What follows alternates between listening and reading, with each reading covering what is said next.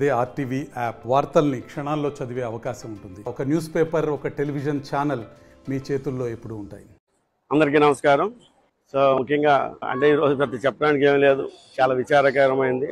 మీతో పాటు నేను కూడా చాలా షాక్ గురయ్యాను.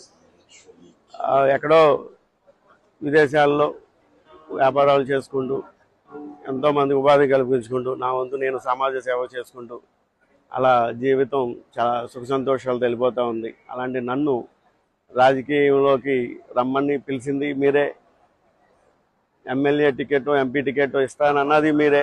నేనేమీ ఆశించలేదు. మీరు ఇస్తానన్నప్పుడు నేను కొంత ఆశ్చర్యానికి గురయ్యాను. అలాంటిది ఎంతో భరోసా ఇచ్చి నన్ను గ్రౌండ్లో పనిచేసుకోమంటే గత సంవత్సర కాలం పాటు ప్రతి గ్రామానికి వెళ్ళాను, ప్రతి మండలంలో అన్ని చోట్ల అంటే నా వంతు నేను వర్క్ చేశాను. అది మీ అందరికీ తెలుసు. అంటే జెండా పట్టుకోవటానికే ఒక్కొక్కడికి భయం వేసి పచ్చిగా చెప్పాలంటే ఉచ్చపడే రోజుల్లో నేను జెండా కట్టుకుని తిరిగాను. ఒక చైతన్యాన్ని తీసుకొచ్చాను. అలాగే జేహో బీసీ అంటే బీసీ వెహికల్స్ కోసం నేను ఇచ్చాను. అలాగే బీసీ డిక్లరేషన్ అంటే బీసీలకు ఎంతో పెద్దపీట వేస్తారని అనుకున్నాను. కానీ టికెట్ ఇవ్వను అని నన్ను పిలిచి ఇలా కారణాల వల్ల బాగా బలిసిన వాళ్ళకే మేము ఇస్తాము, మేము యనమల ఫ్యామిలీయే మాకు ముఖ్యం, బీసీలు అంటే యనమలే లేదంటే పుట్టా సుధాకర్ ఫ్యామిలీయే, మొత్తం దాదాపుగా 1 కోటి మంది ఉన్న బీసీ సామాజిక వర్గానికి ఆ కుటుంబమే రిప్రజెంటేషన్ చేయాలి. రాజకీయం వాళ్ళ గడప దాటకూడదు, వాళ్ళకే ఊడికం చేసుకుంటూ బీసీలందరూ బతకాలి అని మీరు అనుకుంటే ఆ యనమల మీ అందరికీ 42 సంవత్సరాలుగా మీకు తెలుసు, ఆ పుట్టా సుధాకర్ కూడా మీకు తెలుసు. కానీ సాధారణ మధ్య తరగతి కుటుంబంలో పుట్టి స్వయం శక్తితో ఒక సెల్ఫ్ మేడ్ పర్సన్ని తీసుకొచ్చి ఇలా అభివృద్ధి చెందాడు అంటే పార్టీకి ఉపయోగం, బీసీలకు ఏదో చేయగలరని ఆశ చూపించి ఇలా చేసి ఈ రోజున కనీసం నాతో ఒక మాట కూడా మాట్లాడి అంటే అపాయింట్మెంట్ అడిగినా ఇవ్వకోకుండా ఇలా అంటే మీకు ఇక మాటల్లో చెప్పలేం. జరిగింది ఏదో జరిగింది. అందరికీ నేను వినిపించుకునేది ఏంటంటే నా బాధను మీ అందరినీ నాతో పాటు సంవత్సర కాలంగా పనిచేసిన వాళ్ళందరినీ కలుసుకోవాలనుకుంటున్నాను. ఆదివారం అనగా ఎల్లుండ కామరకోటలో నాకున్న ఆ స్థలంలో ఆత్మీయ సమావేశం ఏర్పాటు చేస్తున్నాను. 5 గంటల నుంచి 6 గంటల వరకు మనం చర్చా వేదికలో మాట్లాడుకుందాం. 6-6:30 నుంచి పాత్రికా మిత్రులతో మాట్లాడదాం. ఆ తర్వాత టీఓ స్నాక్స్ లేదంటే భోజనం చేసి మనం ఒకరి బాధను ఒకరు పంచుకుందాం. దగాపడ్డ బీసీ సోదరులారా రండి, తరలి రండి. మీ సంఘీభావాన్ని నాకు ఫోన్ చేసి చెప్పినంత మాత్రాన ఏం కాదు. మీ గళాన్ని వినిపించాలంటే, గొంతెత్తి రావాలంటే రండి, రోడ్లు ఎక్కండి, సోషల్ మీడియాలో పోస్ట్ చేయండి. అధిష్టానం మరి ఏ విధంగా ప్రలోభానికి గురి చేశారో నాకైతే తెలియదు.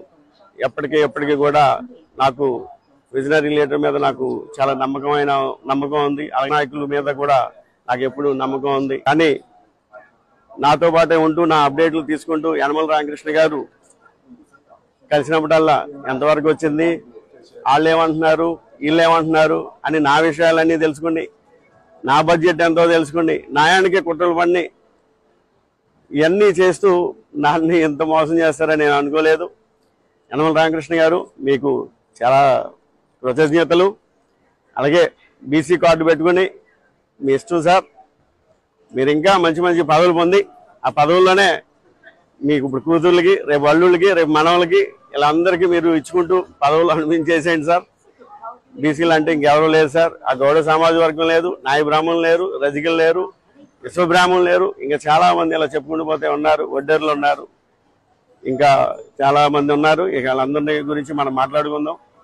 మీ అందరికీ పిలిపించేది ఒకటే సార్. అలాగే జగన్మోహన్ రెడ్డి గారికి, అయ్యా పార్టీ పరంగా ఏమన్నా మేము మీ గురించి ఏదైనా మాట్లాడితే క్షమించండి. అవి పార్టీ పరంగా రాజకీయంగా చేసిన విమర్శలే తప్ప వ్యక్తిగతంగా నాకు మీ మీద ఎలాంటి ద్వేషం లేదు. నిజంగా చెప్పాలంటే మీ ధైర్యానికి నేను మెచ్చుకుంటాను. ఎందుకంటే చెప్తున్నానంటే అటు విశాఖపట్నం నుంచి ఇటు తిరుపతి వరకు లేదంటే 25 ఎంపీ స్థానాల్లో 5 రిజర్వ్ స్థానాలు తీసేస్తే మిగిలిన 20 స్థానాల్లో 19 స్థానాలు ప్రకటించారు. 19 స్థానాల్లో బీసీలకి చాలా పెద్దపేట వేసి 11 స్థానాలు మీరు బీసీలకి ఇచ్చారంటే మీకు అసలు పెద్ద అభిమాని అయిపోయాను అసలు.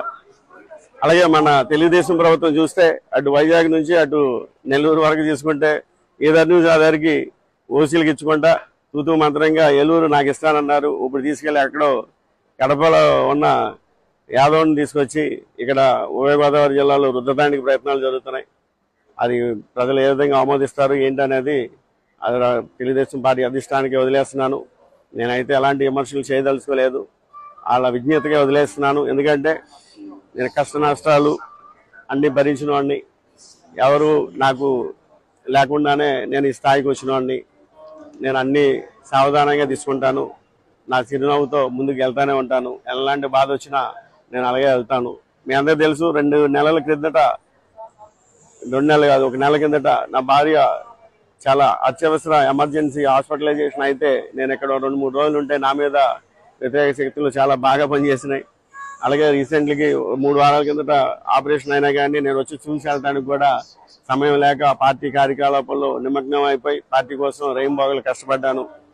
నా బాధ అంతా కూడా అదే. నేను పడిన సంవత్సర కాలానికి గుర్తింపు లేదు కదా అంటే నా భార్యని ఇలా హాస్పిటలైజేషన్ అయినా చూడటానికి వచ్చే సమయం లేకుండా కూడా పార్టీ కోసం కష్టపడితే కనీసం నన్ను పిలిచి మాట్లాడలేదే, కనీసం ఫోన్లో కూడా మాట్లాడేంత సమయం లేకుండా ఈ విధంగా చేశారనేదే చిన్న బాధ.